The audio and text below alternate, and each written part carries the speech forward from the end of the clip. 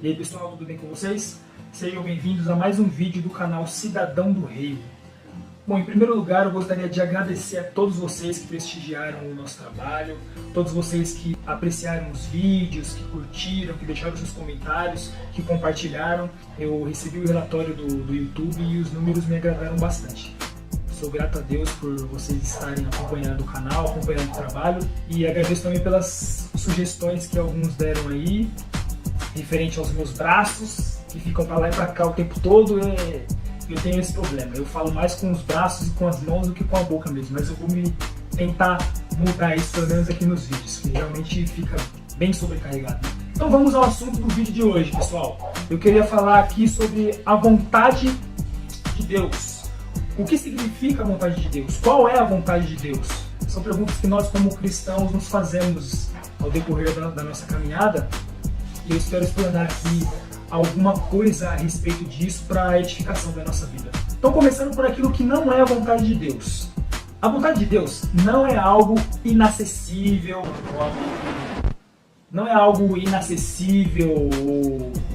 ou algum mistério, ou algo enigmático, alguma coisa de difícil acesso que só algumas pessoas muito iluminadas têm acesso. A vontade de Deus não é isso. A vontade de Deus também não é alguma coisa indesejável, uma coisa na qual é impossível ter qualquer tipo de prazer, né? Muitos têm a ideia de que Deus não quer que as pessoas sintam qualquer tipo de prazer. Se tem alguém sentindo prazer, não. Então você está fora da vontade de Deus, você não pode usufruir de nenhum tipo de prazer. É como se fosse um tipo de dieta, né? Às vezes quando o pessoal vai fazer dieta, tem que comer um monte de coisa que tem um gosto horrível. Quer dizer, que justamente aquelas coisas que são horríveis, que não são prazerosas ao paladar, são justamente aquelas que tem que estar dentro da dieta. Não, a vontade de Deus não é isso. Não necessariamente tem que ser algo desagradável ou indesejável. A vontade de Deus também não é uma coisa assim, uma coincidência, algo que é descoberto ao acaso. Por exemplo, eu estou em dúvida se eu vou me casar com determinada pessoa, aí eu vou lá, ligo a televisão, tá passando um filme de casamento, tem ali um casal se preparando para entrar na igreja para casar. Ah não, aqui Deus revelou a vontade dele é que eu me case com essa pessoa. Não, a vontade de Deus não se revela dessa maneira também. Então o que de fato é a vontade de Deus?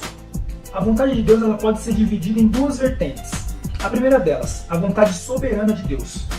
Alguns chamam de vontade decretiva, que é a vontade de Deus que ele decreta e ela acontece. A vontade de Deus que é soberana. Por exemplo, quando Deus criou o mundo, ele simplesmente decretou e as coisas aconteceram. Ele decretou que houvesse luz e houve luz. Ele decretou que houvesse mares e rios e terra, etc. E as coisas acontecem. Para ter um exemplo disso, Salmo 135, verso 6.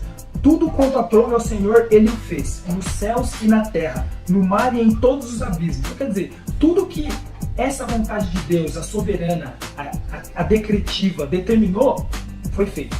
Segunda vertente da vontade de Deus, a vontade preceptiva, que é a vontade de Deus específica para o homem, que é a que nos interessa aqui nesse vídeo. Nós queremos saber a vontade de Deus para as nossas vidas. E a vontade de Deus para o homem, Deus revelou essa vontade na sua lei, nos 10 mandamentos. Só um adendo aqui, ainda que nós não obedeçamos plenamente essa lei de Deus, essa vontade de Deus para o homem, ela não influencia a vontade soberana de Deus. A vontade soberana e decretiva de Deus não é revogada e não é alterada por conta da desobediência do homem.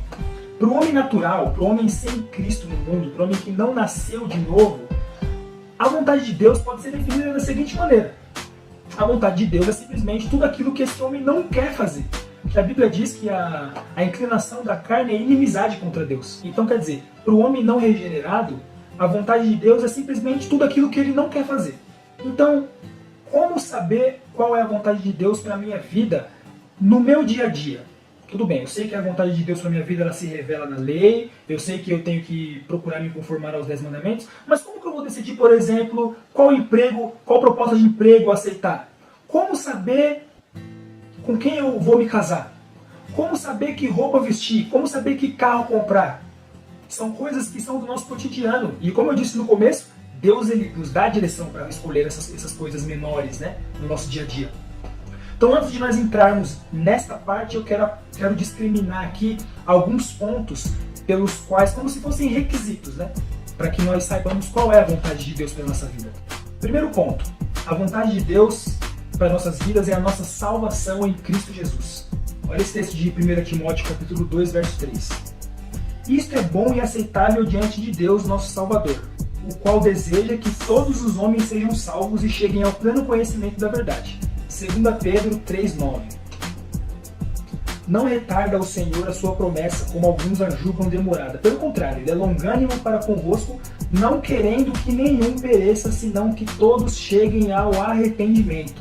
Então a primeira vontade de Deus para a vida do homem é que ele seja salvo em Jesus Cristo. Aqui cabe um detalhe: não há meio de viver no centro da vontade de Deus para as nossas vidas sem ter sido salvo por Jesus Cristo. Porque Cristo, ele é a exata expressão de quem Deus é, a exata expressão da vontade de Deus para toda a humanidade converge em Cristo. Então aqueles que estão fora de Cristo, de modo nenhum podem ter qualquer condição de viver no centro da vontade de Deus. Segundo a vontade de Deus para as nossas vidas, uma vez salvos, a vontade de Deus para as nossas vidas é que sejamos plenamente cheios do Espírito Santo de Deus. Efésios capítulo 5, do 17 em diante. Por essa razão, não vos torneis insensatos, mas procurai compreender qual a vontade do Senhor. E não vos embriagueis com vinho, onde há dissolução, mas enchei-vos do Espírito Santo, falando entre vós com salmos, entoando e louvando de coração ao Senhor com hinos e cânticos espirituais, dando sempre graças por tudo a nosso Deus e Pai, em nome de nosso Senhor Jesus Cristo, sujeitando-vos uns aos outros no temor de Cristo. E aí, a partir daqui, depois dele revelar essa vontade de Deus, que é que sejamos plenamente cheios do Espírito Santo, ele vai dar vários pontos da vida do cristão no lar, relação de marido com mulher, relação de pai com filho, relação de servo com o seu senhor e vice-versa. Então quer dizer, estando plenamente cheio do Espírito Santo, toda a nossa vida vai passar a ser controlada por esse Espírito. E o que é o Espírito Santo, se não a própria palavra de Deus? Tem um texto parecido nas Escrituras com esse que nós lemos em Efésios 5, que é o de Colossenses 3. Colossenses capítulo 3, a partir do verso 16. Habite ricamente em vós a palavra de Cristo. Instruí-vos e aconselhai-vos mutuamente em toda sabedoria, louvando a Deus com salmos e hinos e cânticos espirituais, com gratidão em vosso coração. E tudo o que fizerdes, seja em palavra, seja em ação, fazei-o em nome do Senhor Jesus Cristo, dando por ele graças a Deus Pai. E depois, na sequência, ele vai fazer as mesmas citações em relação à família, em relação a casamento, em relação ao trabalho, em relação à vida do cristão como um todo. Então, esses textos, se nós colocarmos eles em paralelo, nós vamos ver que estar cheio do Espírito Santo, estar cheio do Espírito Santo e ter a palavra de Cristo abundando ricamente em nós é a mesma coisa. Essas duas coisas elas são inseparáveis. O próprio Espírito Santo, ele é o autor da palavra, ele é o intérprete da palavra. Ele é aquele que aplica a palavra de Deus aos nossos corações e transforma a nossa vida. Então, ser cheio do Espírito Santo é estar com a nossa mente cheia da palavra de Deus. Estar cheio da palavra, estar cheio de Bíblia na mente, no coração, é estar cheio do Espírito Santo. Cheio do Espírito Santo não é mover, não é barulho, não é gritaria. Estar cheio do Espírito Santo é estar cheio da palavra de Deus, onde a vontade de Deus está revelada claramente. Terceiro tópico, santificação, separação da impureza, separação dos pecados, separação do mundo. Não é se isolar, é estar no mundo, mas sem se conformar com o mundo. O cristão que é verdadeiramente salvo e que é verdadeiramente cheio do Espírito Santo, cheio da palavra de Deus, ele tem a plena convicção de que ele precisa se separar do mundo. Na verdade, existe nele um ódio ao pecado, uma repulsa, uma rejeição ao mundo natural. E ele vai se santificar. Olha o texto de 1 Tessalonicenses, capítulo 4, verso 3. Pois esta é a vontade de Deus, a vossa santificação, que vos abstenhais da prostituição, que cada um de vós saiba possuir o próprio corpo em santificação e honra, não com desejo de lascívia, como os gentios que não conhecem a Deus, e que nesta matéria ninguém ofenda nem defraude a seu irmão, porque o Senhor, contra todas estas coisas, como antes vos avisamos, testificamos claramente, é o vingador. Então a santificação, a pureza de mente e de coração. Quarto tópico, submissão. Submissão às autoridades governamentais, submissão às autoridades no trabalho, submissão às autoridades da igreja e submissão um ao outro, sujeição um ao outro. Lá no próprio texto de Efésios, capítulo 5, verso 21, vai dizer: sujeitando-vos uns aos outros no temor de Cristo. Submissão. Quinto ponto, sofrimento. Sofrimento por causa da fé, sofrimento por causa de Cristo, por causa da justiça. 1 Pedro 3,17. Porque se for da vontade de Deus, é melhor que sofrais por praticardes o que é bom do que praticando o mal.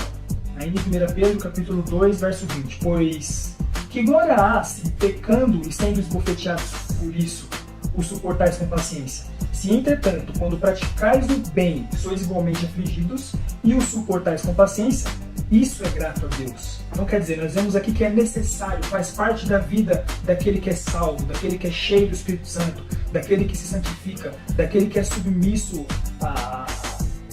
àquilo que Deus determinou para a vida dele. Inevitavelmente ele vai ter uma vida de sofrimento. Inevitavelmente ele vai sofrer perseguição por causa da justiça. Mateus 5, nas bem-aventuranças, vai dizer isso. Bem-aventurados sois vós que sois perseguidos, mas perseguidos por causa da justiça. Então aí está, meus irmãos. Estando claro nas nossas mentes esses 5 pontos, essas 5 características que devem haver em nós, nós podemos partir para a definição de o que é a vontade de Deus para a nossa vida. Ah, Renato, mas eu pensei que você ia falar sobre a vontade de Deus para o meu casamento, para o meu trabalho, coisas práticas, da minha vida cotidiana. Calma. Se você é salvo, se você é cheio do Espírito Santo, se você se santifica, se você é submisso, se você sofre por causa da fé, faça o que você quiser. É isso mesmo. Faça o que quiser. Viva da maneira que você quiser. Porque se você tem esses requisitos na sua vida, adivinha a vontade de quem que você está fazendo? Você está fazendo a vontade de Deus. Você não está fazendo a sua própria vontade. Quem é cheio desses atributos aqui, já se esvaziou de si mesmo. Já se absteve das vontades da carne. Já está preocupado em estar de acordo com a palavra de Deus. Então faça o que quiser. Toda e qualquer decisão que você tomar, o Espírito Santo de Deus vai estar te conduzindo. Você pode ir em paz, você pode ir com fé, tendo a convicção de que é Deus que está te conduzindo através da palavra, do poder do Espírito Santo. Então vá e viva da maneira como quiser. Escolha aquilo que você achar melhor, tendo estes atributos. Agora, se nós não temos esses atributos, busquemos em Deus alcançar que eles estejam todos presentes em nossa vida. Porque esse cristão vive no centro da vontade de Deus. Com certeza. Pessoal, por esse vídeo é só. Deus abençoe a todos vocês em Cristo Jesus. Se inscrevam no canal, comentem, compartilhem com os amigos nas redes sociais e fiquem na paz de Cristo. Deus abençoe a todos. Tchau, tchau.